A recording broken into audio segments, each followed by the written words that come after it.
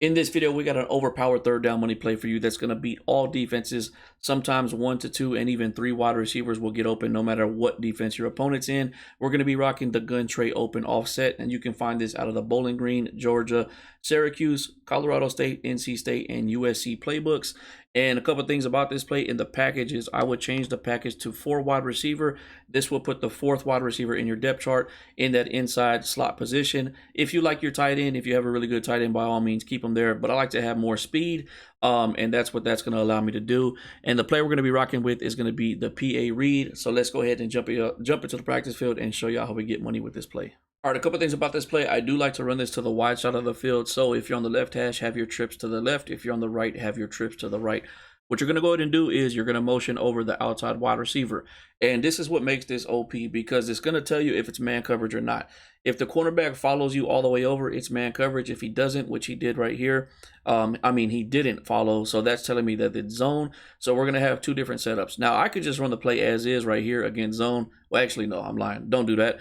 You want to put B on a streak. Every time you're going to put B on a streak, but you can run the play as is, just like this, and I'm just going to show you X beats all zone coverages because it's one of those routes that the zone just doesn't register. Now, if they're playing a cover 2 and they're playing their zone drops about 15 to 20, they will be in that area, but you still could get open. But that's not who I would throw to, but I'll jump into that. Again, what you're going to want to do is you're going to want to motion over the outside wide receiver. If the cornerback doesn't follow, that's not the cornerback, by the way. That's not the cornerback that's following, so that is telling me that it is zone. Put B on a streak, and then what you're going to do if it's zone is put your running back on a flat route. So the flat route is if they're playing some type of cover 2 with a deep flat. So the only way they're going to be able to stop either X, Y, or A, really they can't. That's the problem. That's what makes this OP. Like, the user has to go and help on either X, A, or Y, and you just got to pick whoever he doesn't go and help. So you're going to see all of these guys can get open. Like, I can hit A right here. That's always going to be there no matter what, unless the user goes and helps. And then we do it again. Let's go ahead, set it up again. And like I said, you could keep that play action, but this setup right here is just going to guarantee you 5 yards or more. If their zone drops are high, I can hit the flat with the running back right there and get 5 yards pretty easy. Use some stick work and get extra yards after the catch. And then, like I said, especially against cover 3 and cover 4, if you know it's cover 3 or cover 4, X will damn near get open every single time, because what happens right here, how he bumps him, he's not always going to bump him, but if he will kind of run into him, and then right after that, you're going to be able to hit the sidelines like this every single time against cover 3 and cover 4. So the only time you're not going to really throw to X if it's man coverage or a cover 2, but you do have the checkdowns. So like, let's say they, I don't know, for whatever reason, they man up X, the user is going to guard the running back, or they man up the running back and the user guards A. If that's the case, if that's what happens, let's go ahead and put B on a streak. Then you got the last check down, which is going to be RB across the middle like this. So there's so much that they have to guard. That's the last resort. And if you see them locking down X, the running back, or A, that's going, you know he's going to be open. Like, it's a damn near a guarantee. So these are all the ways you're going to beat zone coverage. This is like a big flood concept, basically. You have everybody coming across, but the spacing just works so well with this play. That's what makes it works that much better against zone coverage. Again, the go-to is going to be X, though, especially against cover 3 and cover 4. Now, if they're playing a cover 2 and they're playing shallow, you're still going to go to X, because they will try to take away the running back, or they'll try to take away A.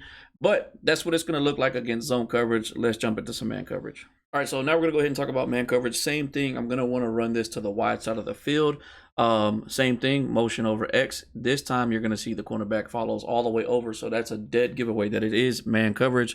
So we're going to do some things a little bit different. Now that we know it's man coverage, we're going to put X on a zig, we're going to put A on a zig, and then you could do different things with the running back. You can leave them on the play action, which is something I like to do, because a lot of times it'll make the user bite in the middle of the field, and that guarantees your zig routes wide open.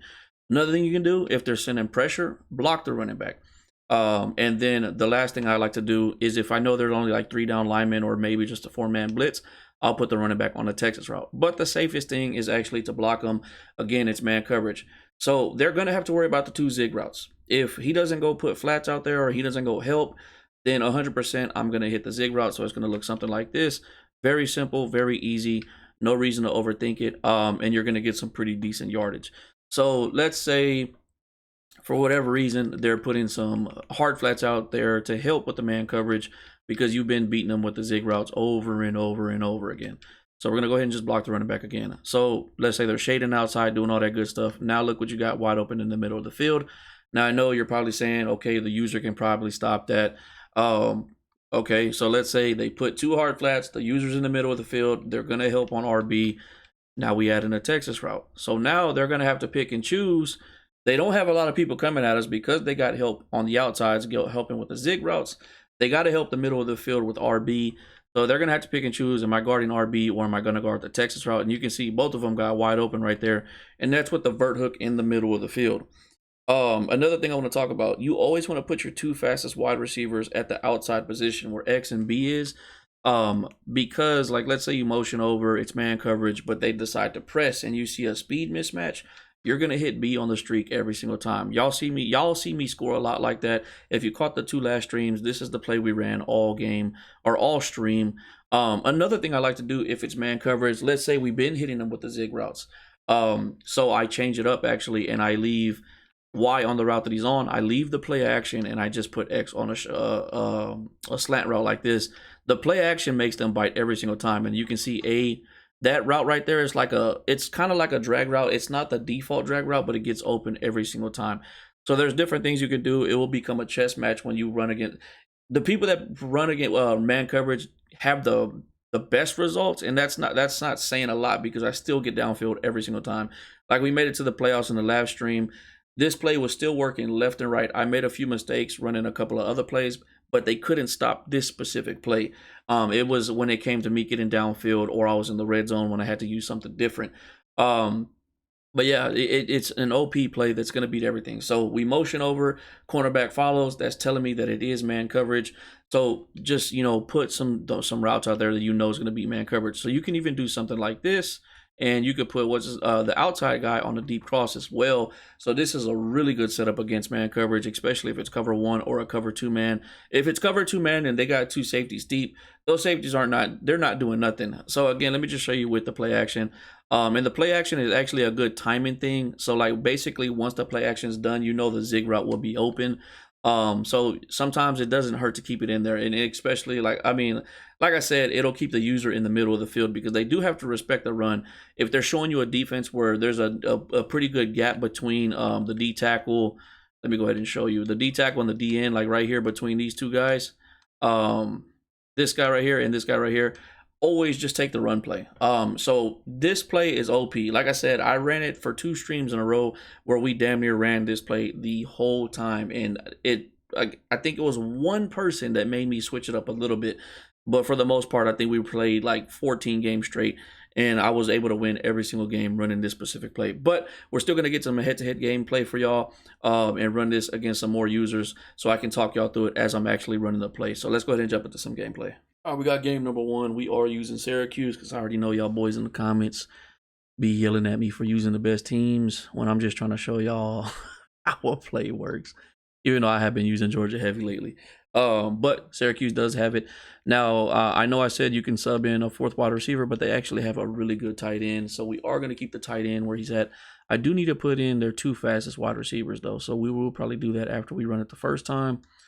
So again, motion over the outside wide receiver. That's going to tell me if it's man or zone. It's zone. So we're going to set up for zone, put the running back on a flat. We're going to look for X first. Looks like we might have X. This might be a cover. That actually might be a match coverage. And I threw that a little too early. Let's see. I think that was match. Was that match? Yeah, cover 4 quarters match. It still will beat match. Now X, I know cover 4 quarters plays like a man coverage. And I know I said not to throw it to B when it's man coverage, but the cover 4 quarters is kind of like man coverage, but you can still get it off to him like that. If they stay in cover 4 quarters, we will make this play look like a man. We'll set it up to beat man coverage if he stays in cover 4 quarters. If that makes any sense. So yeah, he's still in cover 4. This is kind of like a check down merchant type of play. Like you are going to have people like, all you do is check down. All you do is check down. Well, guard the check downs. Guard the check downs. So let's actually set it up to beat cover 4 quarters. Oh, he actually might be in a cover 3 now. I don't know. Let's see. Yeah, it's still, we got RB wide open. Wide open. That's my favorite person to throw to. Like, it opens up the whole, the route combo opens up the middle of the field, and RB always gets wide open. But he is okay now. He might have went back to his cover 4 quarters. So this time we're gonna set it up just like we just did. If it is man coverage, let's see how they play. Yeah, they are playing it like, look, we got A wide open. That tight end is actually really good. And when I lead my zigs, if there's nobody on top, I'm leading my zig straight up. And you see how I give him the animation to catch it on the run. That's what you want to do if there's nobody over the top right there. But that's why we kept that guy in. He's actually, I think, the best tight end in the game, actually. So, yeah, definitely keep him in if you're using Syracuse with this play. All right, we had ourselves a nice little goal line stance. We're back on offense. He tried to run the ball all the way down. I mean, he didn't try. He did. That man got downfield on me. But back on offense. If you're in the middle of the field, you can still get this done. I'm probably going to hit the running back right here. Yeah, because he bumped him. So if he bumps him, I'm going to take advantage of that. Hit my running back. Go ahead and line this down. I'm telling you, we're going to run this all game. We're going to run this all game. Let's flip it. Get it to the wide side. All right. He might have went to man. See, and right here where he pressed, if I know I had a speed mismatch, which I don't, because I still haven't even checked my wide receivers, I would have just called Hut and I would have ran that. But this might be a cover 2. Might be a cover 2. Still zone coverage. Nobody followed. We got X. Deadly, y'all. Deadly. Deadly. We're lining down. We're lining down. Flip it. Oh, gotta flip it again. Let's call timeout. Let's call timeout. Don't want to overthink it. Don't want my players getting too tired. I flipped it wrong. I should have just kept it as a default. Let's get back out there, though. Let's get back out there. Now, there's one defense that I do want to try to figure out how to bomb, which is a cover 2 man out of this formation, which I haven't figured that out yet. Looks like he's still in zone. Same thing. If B's open, we're taking B. We got the running back wide open. We got the running back wide open. We're going to take it. We're going to take it, put him in the spin cycle. The running back is going to be a big time go-to. Can we flip it? Okay, there we go. So, and usually that's what happens. You start getting them ready for that flat. They're programmed. Okay, I need to stop the flat. I need to stop the flat. And then that's when they start pressing, and that's when you start bombing over the top. That's usually what happens. Again, I'm not gonna attempt to bomb over the top because I don't know the speed of these wide receivers. But he won't get out of zone coverage.